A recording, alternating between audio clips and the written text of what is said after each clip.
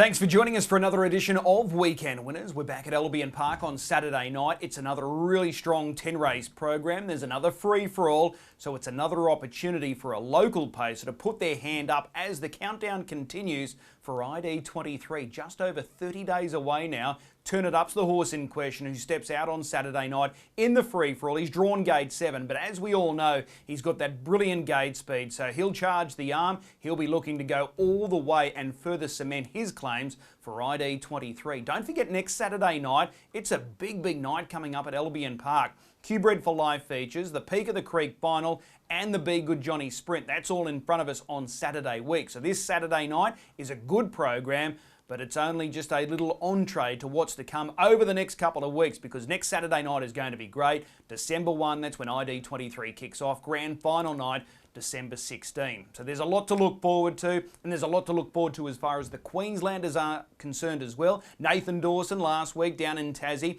crowned the Australian Drivers' Championship. We've got a runner qualified for the Victoria Trotters Derby. A Queensland-trained trotter has qualified for the Victoria Trotters Derby. So good luck to Tony Vivers, Graham Dwyer and Nathan Dawson with Not As Promised. And a big shout out to Liam McMullen and Trent Letherby, who tasted success last weekend at Menangle. And speaking of Menangle, this weekend, it's Sunday, Super Sunday with their Breeders' Challenge, and there's Queenslanders everywhere down there. So good luck to all the Queenslanders competing on Sunday. Let's focus on Albion Park. We're going to speak with Narissa McMullen and Chloe Butler. Both have good drives coming up. Narissa McMullen joins us to go through her book of drives on Saturday night. Narissa, appreciate the time. No worries, Chris. We start in race 1 with horse 2, Tim Z. Now, you're jumping on at the right time, my way of thinking, because all the hard work's been done. He's going super and he lands a good draw. Can he take this race? I think he can. That was my thoughts, sort of picking to drive him. He's had a few starts back from a long break, and he's been really good in all those, and he comes up with a good draw. His last 2 runs in particular have been really good. So with gate 2, you've got options. He can run the gate, but you've got options to your outside because there's a few noted sort of go-forward types there. Yeah, we'll sort of have a look for the front, but, you know, if it's not there, we've got options.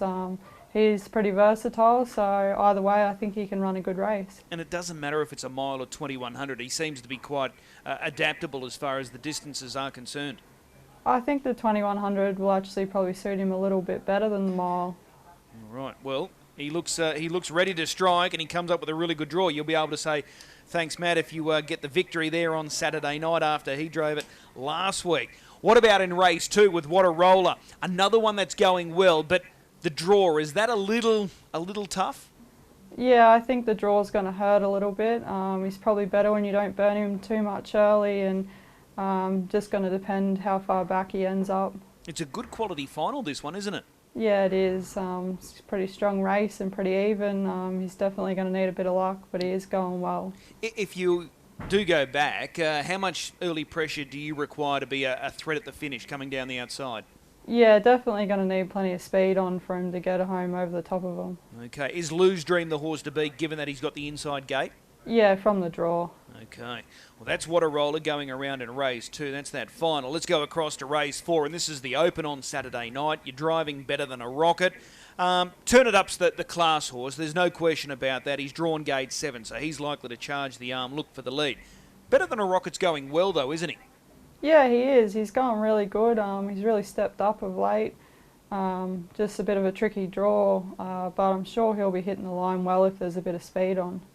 And with Turn It Up, as I said, the class run. But away from that, it's a really open race if you took Turn It Up out of it. Yeah, definitely. Okay, so if you go back, he's another one capable of following really good speed and can finish off a good split himself. So you just need that touch of luck. Yeah. All right. Race 7, Merry Dancer. This is one of your own runners here on Saturday night. This mare seems to be banging down the door for a win. Will this be her night on Saturday night? Yeah, she's drawn well. Hopefully I can find the front. Her last start was really good, and she's super consistent. So, yeah, hopefully she can finally break through. What was the early thought at those 2 runners drawn to your inside? What a journey she reacts. Hoping they'll both want to take a sit. Yes, I think we've got to force the issue early. All right. Just looking back at this replay of Merry Dancer from last start, she was really good there. You made that move early. Were you happy with the run last week? Yeah, I thought it was one of her best runs since I've had her. She was doing all the chasing in quick tempo and finished off well. So is this a little easier? Yeah, I'd say so. All right. Who's the horse to beat? Would it be Winona Ryder, given that she's second up and better drawn?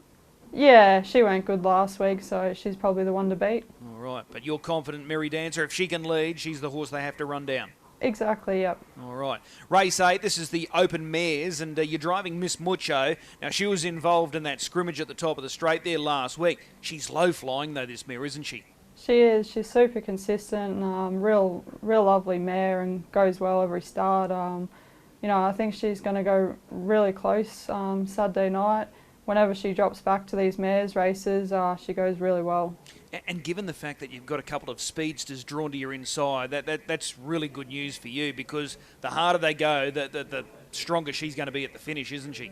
Yeah, exactly. Looks like there could be a bit of speed on early, so if that's the way it plays out, I think she can get home over the top of them. All right, well, that's Miss Mucho there, race number 8. What about race 9? We're talking about mares that are in super form, Arco. If she's ever going to win one, surely it's Saturday night. I hope so. You know, there's been a few times where I said surely she can win this week and she hasn't, but hopefully this week's the week. She's going well, and her last start was really good, so yeah, again, I'd sort of like to find the front on her. If she could get to the front, I think she's going to be really hard to run down. She tries a hard out, this mare, and just on her the last couple of runs, do you drive home frustrated that she hasn't been able to get the win, or do you think next start, it's got to be next start? Oh, I get a little bit frustrated with her, but don't think it's really her fault. She always draws bad. This is the best draw she's had since she's been in Queensland. So the big question here is, rolled in goal, drawn 1. Do you think they'll try and hold the lead, or do you think they're looking for cover? Yeah, that's the big question. Hopefully I can get across it early. She's got a bit of gate speed, Arco, so you know, we'll just burn her early and look for the top. I'm sure if she wins on Saturday night, there'll be a collective cheer nationwide, because we're all there for her, so hopefully it's going to be her night on Saturday night. She has got the hoof right on the till. That's Arco in race 9. What about in the last? You're driving Global Flight, another one of your own horses here. Speaking of frustrating, has it been frustrating the last 12 months with Global Flight? Yeah, it really has. He's had a few problems and sort of got into a few bad habits. I don't want to jinx him, but hopefully we've got him right finally. Yeah, his last win was a Group 1, and I think his next win will be even more special when he finally gets there, no matter where it is. I tell you what, off those 2 recent trials, that most recent trial, he trialled really well against Better Than Popsy, and he's come out and won first up, so the form line has been franked out of the trial. Yeah, he sort of seems to have his speed back now, so hopefully that's a good sign. But yeah, the main aim is just to get around trotting. Okay, so what's the main issue been with him over the last 12 months? Just a gating issue, or is it just in his head? What is it? It started out with feet problems, but then I think he did get into a bit of a bad habit as well. So just a combination of the two, but yeah, hopefully he's right now. So we've just got to have our fingers and toes crossed that he's comfortable there on Saturday night. Yeah, exactly. Yeah, because if he is, he's good enough to win, isn't he? Yeah, he is, yep. Okay. So are we going to pin our faith in Arco? Are we going to nominate her as your best driver on Saturday night? Oh, no, I think I'm going to go with Tim Z. I don't want to jinx Arco. Right, well, hopefully we'll get the cash early. Race 1, number 2, Tim Z. Narissa, as always, really appreciate the time. We'll see you trackside. Thanks, Chris. Chloe Butler jumps in the hot seat to go through her book of drives on Saturday night, and she joins us now. Chloe, appreciate the time. Thanks for having me, Chris. How was the break? Yeah, really good. It done me well. Yeah, I tell you what, since you've come back, there's winners everywhere. Yeah. So it's been a good break for you. Let's go through your drives here on the weekend. Wonderland in race number 1. He finally steps up to Saturday night level. This is probably not the draw that you were hoping for, though. No, definitely not. We knew we would take the risk with the barrier draws, but that's all right. Okay, recent efforts at Redcliffe have been okay. So are you happy with where he's at? Yeah, I couldn't be happy with where he's at. He's one of those you just got to hope for a bit of luck, goes his way, and he'll be right in the finish. All right, that last start 5th, that was a pass mark for you?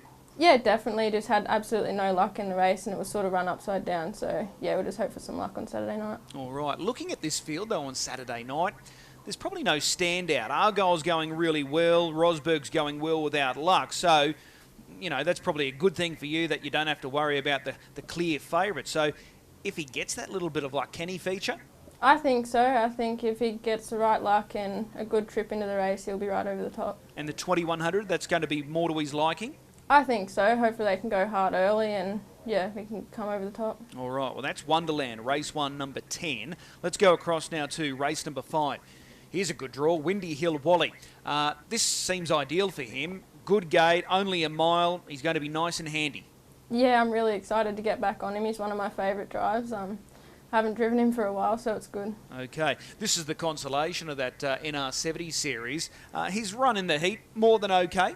Yeah, he's going really good at the moment. Might not look it on form, but he is going better than it looks. All right, just looking at that front row, are you starting to sort of scope out who the likely leader's probably most likely going to be?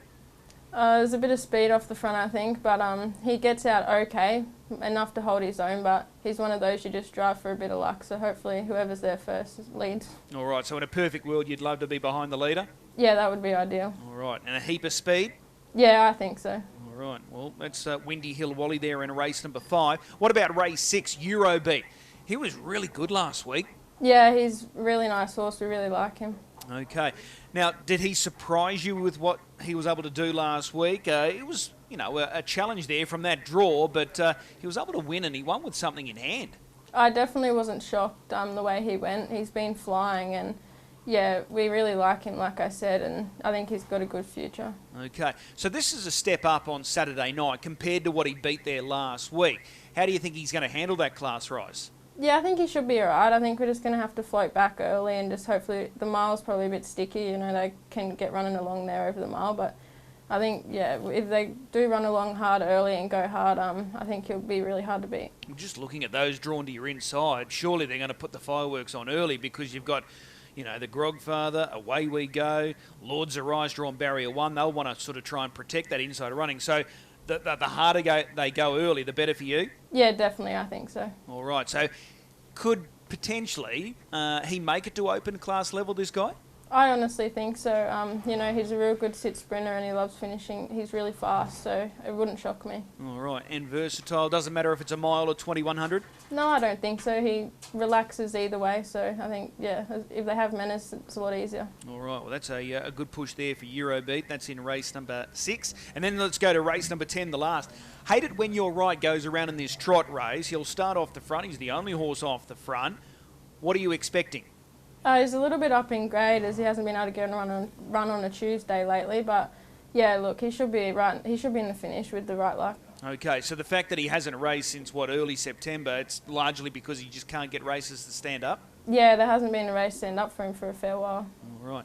So looking at this race, it's probably a little harder than what you were hoping for, but given the fact that he's off the front, it's only 2100. If he steps well, could he, you know, run a bit of a race? I think so. He's definitely not disappointing us at the moment.